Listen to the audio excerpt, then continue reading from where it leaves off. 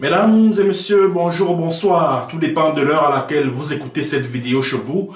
Je m'appelle Michel Biemton, journaliste web camerounais, et merci de faire confiance à cette chaîne YouTube de l'engagement sociopolitique. Bienvenue à cette causerie citoyenne sur l'actualité camerounaise et africaine. Bienvenue à la chronique de MBT. Mesdames et messieurs. Alors, mesdames et messieurs, au cours de cette édition de la chronique de MBT, nous allons parler du rôle de la division de la sécurité militaire qui est logée au ministère camerounais de la Défense à Yaoundé. À quoi sert finalement la division de la sécurité militaire? Ce qui nous amène à nous poser cette question, c'est cette convocation que vous voyez sur votre petit écran, que je vais me permettre d'en partager le contenu avec vous, mesdames et messieurs. Alors, selon donc cette convocation de la division de la sécurité militaire qui a été servie au journaliste Flash Ndjomo, qui est le directeur de publication du journal Le Zénith, un journal qui fait de l'investigation au Cameroun. Alors, la convocation se présente ainsi qui suit. Nous, sous-signé colonel Bam Kui Émile Joël, chef division de la sécurité militaire. Vu les dispositions du décret 2001/186 portant organisation de la sécurité militaire, vu la note ministérielle numéro 00346/MINFA/200 du 29 janvier 1997 sur le fonctionnement de la sécurité militaire, objet enquête de sécurité. Invitons M. Flash Ndjomo, directeur de publication du journal Le Zénith, à se présenter à la division de la sécurité militaire dès réception de la présente convocation pour y être auditionné au sujet de ces allégations de torture et séquestration exercées contre le gendarme déserteur Boulindongo par la sécurité militaire. Muni de ces pièces officielles pour affaires urgentes le concernant. Voilà. La convocation a été servie au confrère Flash Ndjomo le 26 juin 2023. Et je tiens à souligner que ce n'est pas la première fois que le journaliste Flash Ndjomo a maille à partir avec la division de la sécurité militaire. Flash Ndjomo, là, je crois que c'était l'année dernière que Flash Ndjomo avait été interpellé ou enlevé, c'est le terme approprié, par les brigands du colonel Joël Émile Bankui. Alors, ce qui a lieu de remarquer sur cette note, c'est que le voyou qui dirige cet organe, la sécurité militaire, n'a pas été précis sur le décret. On voit juste écrit décret 2001/186. Il a omis de mentionner qu'il s'agit en fait du décret du 25 juillet 2001. C'est de ça qu'il s'agit. Bon, vous savez, comme le Cameroun a un mode de fonctionnement qui relève de la pure sorcellerie, qui relève du flou le plus total, le plus absolu, j'ai farfouillé ce décret, notamment l'aspect concernant la division de la sécurité militaire. J'ai eu du mal à me retrouver. Par contre, j'ai retrouvé cet extrait qui précise de manière claire les attributions ou, si vous voulez, le rôle de la division de la sécurité militaire. Voici ce que mes recherches ont révélé, mesdames et messieurs. Le décret numéro 2001/186 du 25 juillet 2001 porte organisation de la division de la sécurité militaire. Cette division a pour mission de veiller à la protection des personnels militaires contre les ingérences de toute nature. Contre les ingérences de toute nature. À la sécurisation des documents, des matériels et des établissements militaires et sur le moral des personnels militaires. Je vais reprendre pour que les uns et les autres soient mieux fixés. Le décret numéro 2001 186 du 25 juillet 2001 porte organisation de la division de la sécurité militaire. Cette division a pour mission de veiller à la protection des personnels militaires contre les ingérences de toute nature, à la sécurisation des documents, des matériels et des établissements militaires et sur le moral des personnels militaires. J'aimerais attirer votre attention sur ce terme qui ressort de cet extrait du décret. On parle bien de veiller à la protection des personnels militaires et on ne protège que ce qui est menacé. On ne protège que ceux dont la sécurité est menacée. Donc ça veut dire que le rôle de la sécurité militaire, en fait, pour faire un peu terre à terre, le rôle de la sécurité militaire est de protéger, le personnel militaire, 2, les installations militaires contre toute ingérence extérieure, donc contre toute menace. Parce qu'on ne protège que ce qui est susceptible d'être menacé. Voyez-vous, on ne protège que ce dont la sécurité peut être menacée. Alors le rôle de la sécurité militaire est donc de protéger l'armée en général, c'est-à-dire que le personnel, quel que soit le grade, ou alors les installations militaires, contre toute attaque venant de l'extérieur. Voilà d'où le mot protection qui figure dans le décret. Ça veut dire que la sécurité militaire joue le rôle de la Direction générale de la recherche extérieure, c'est-à-dire que le contre-espionnage, les activités de collecte des renseignements, mais l'objectif de cette activité de collecte des renseignements, des informations, etc., c'est de protéger l'armée contre toute menace extérieure. La différence avec la DGRE, c'est-à-dire que la sécurité militaire, ou si vous voulez la CEMIL, utilise les méthodes de la DGRE, mais les objectifs sont différents. Pendant que la Direction générale de la recherche extérieure, les services secrets camerounais, protègent l'État contre toute menace venant de l'extérieur, la division de la sécurité militaire protège l'armée qui est une structure de l'État. Parce que comme vous le savez, on ne saurait parler d'un État sans son armée. Alors la sécurité militaire a donc la responsabilité de protéger l'intégrité de l'armée camerounaise, du personnel de cette armée, du soldat du rang jusqu'au, je sais pas moi, général ou maréchal. La CEMIL a également pour responsabilité de protéger les installations militaires, c'est-à-dire que les bâtiments de l'armée, les documents de l'armée, bref, le matériel de l'armée. C'est ça le rôle de la CEMIL, protéger contre toute menace.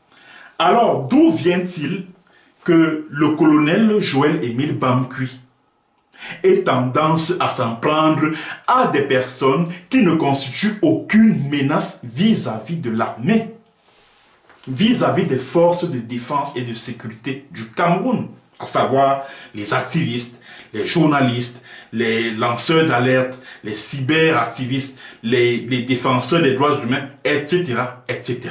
D'où vient-il que les agents de la sécurité militaire se retrouvent en train de mener des opérations à l'extérieur? C'est pas ça l'objectif de la sécurité militaire, je suis désolé.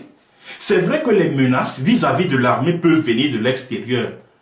Mais les opérations, je sais pas moi, homo ou opérations de nettoyage, ça c'est le travail de la DGRE. C'est-à-dire que si il a été identifié une menace vis-à-vis des intérêts de l'État, vis-à-vis de la sécurité de l'État, qui se trouve à l'extérieur, il est de la responsabilité non pas de la sécurité militaire, mais de la direction générale de la recherche extérieure de neutraliser cette menace-là.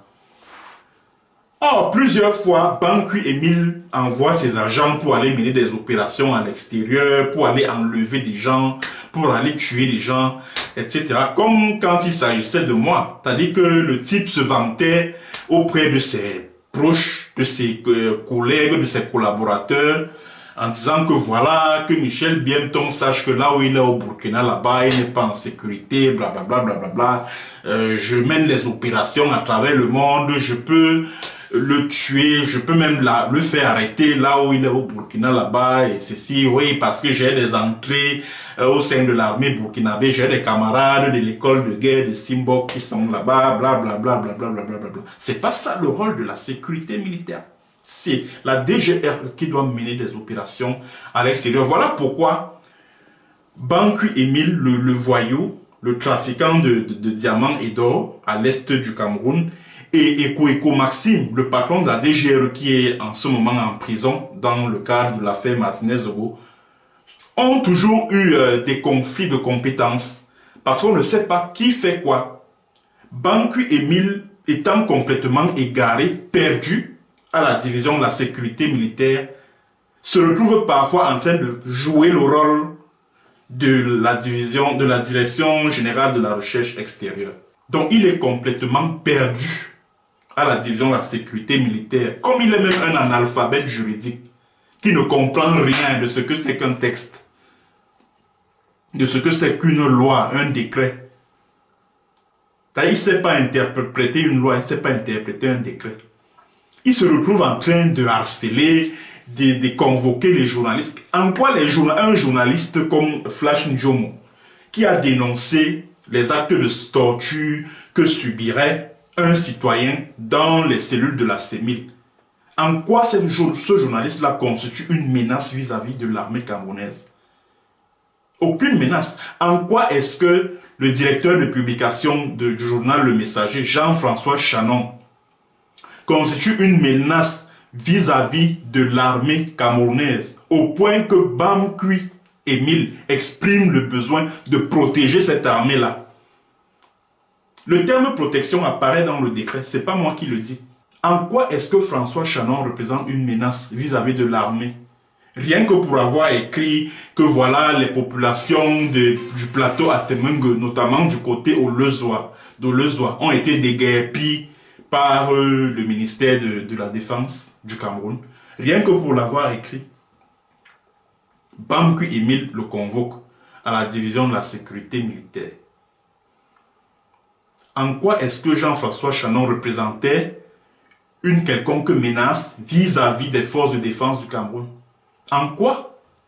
En quoi est-ce que l'avocat, maître, comment il s'appelle, du MRC, la Fabien Quegne, qui a été enlevé à Douala par les agents CEMIL, constituait une menace vis-à-vis de l'armée camerounaise? Ce n'est pas ça le rôle de la de la CEMIL, je suis désolé. C'est vrai, la CEMIL joue le rôle de la DGRE, c'est-à-dire que la collecte du renseignement prévisionnel. Mais c'est pour protéger l'armée. C'est pas pour protéger l'État. C'est la Direction générale de la recherche extérieure qui... c'est à la DGRE qu'incombe la responsabilité de protéger l'État contre toute menace venant de l'extérieur. Et même de l'intérieur, pourquoi pas? Ah oui.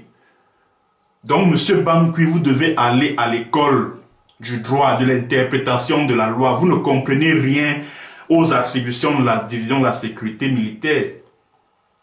Vous ne comprenez rien.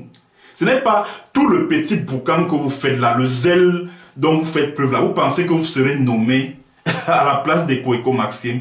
Je vous donne donc l'information qui vient de me parvenir. Sachez que vous ne serez jamais patron de la DGRE. Oubliez. C'est vrai que vous étiez sur les starting blocks, comme je l'ai annoncé récemment là sur cette chaîne. Mais on a pris votre nom, on a écarté. Maintenant, ce que la présidence de la République est en train d'envisager, c'est de dissoudre la DGRE. de créer une autre agence de services secrets et nommer à sa tête un administrateur civil principal. Voilà. Voilà donc l'information que j'ai reçue. Donc si vous espérez un jour que vous serez patron du renseignement extérieur du Cameroun, là, oubliez. Comme on vous a accordé une prolongation de 2 mois, de 2 ans, pardon, vous allez finir vos 2 ans et vous irez tranquillement à la retraite. Simplement. Vous êtes toujours là en train de courir. Et c'est comme ça qu'il utilise les agents de la sécurité militaire pour son business de trafic d'or qu'il effectue, qu'il fait du côté de l'Est. Donc, parce que Banqui Émile, c'est un trafiquant d'or et un trafiquant du carburant, puisqu'il a des stations-service un peu partout à Yaoundé. Donc, il utilise les agents Émile pour ses business. Et s'il vous plaît, pour ceux qui ne le savent pas, ce colonel Banqui là travaille avec des agents, le personnel civil. Hein. Parce que je me rappelle une fois, un de ces lèche-bottes là qui s'appelle Mbapou Parfait avait dit, ah oui, la CEMIL a combien d'argent pour mobiliser une dizaine de personnes pour aller arrêter un tel. La sécurité militaire de Banqui Émile utilise le personnel civil qui fonctionne avec des cartes CEMIL, des permis de port d'armes et même des trucs là, des revolvers qu'ils ont par devers eux pour mener leurs opérations. Pourtant, c'est pas ça le rôle de la CEMIL.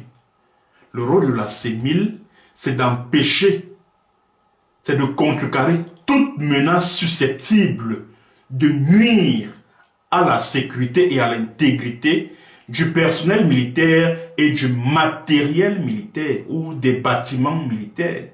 Les camps militaires qu'on retrouve à travers le Cameroun. Voilà pourquoi à travers le Cameroun, vous retrouverez toujours des antennes CEMIL, comme on appelle ça.